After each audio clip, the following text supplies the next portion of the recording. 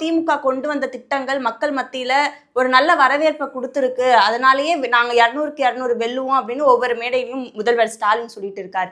அதுக்கான வாய்ப்பு இருக்கா? ஏன்னா தொடர்ந்து இந்த மகளிருக்கான இலவச பயண திட்டமா இருக்கட்டும், இல்ல பெண்களுக்கு 1000 ரூபாய் கொடுக்கறது, இந்த மாதிரி நிறைய திட்டங்கள் பெண்கள் மத்தியிலும் மக்கள் மத்தியிலும் ஒரு வரவேற்பு கொடுத்துருக்கு அப்படின்னு திமுக தரப்புல சொல்றாங்க. இது போன்ற பல திட்டங்கள் கருணாநிதி காலத்திலேயே கொடுக்கப்பட்டது தான். ஏன் திமுக மறுபடியும் ஆட்சிக்கு வரல? திமுக மலிவான இலவசங்களை அறிவித்து மக்களை அடிமைகளாக வைத்திருப்பதுதான் திமுக. கலைஞர் டிவி டிவி கொடுத்துட்டான். கேபிள் டிவிக்கு யார் பணம் கொடுப்பா?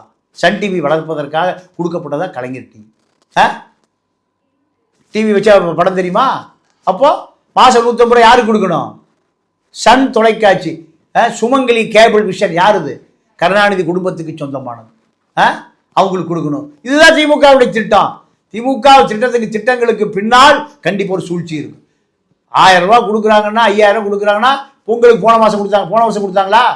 கொடுக்கல. தேர்தல் வருகிற பொழுது இலவசங்களும் வரும்.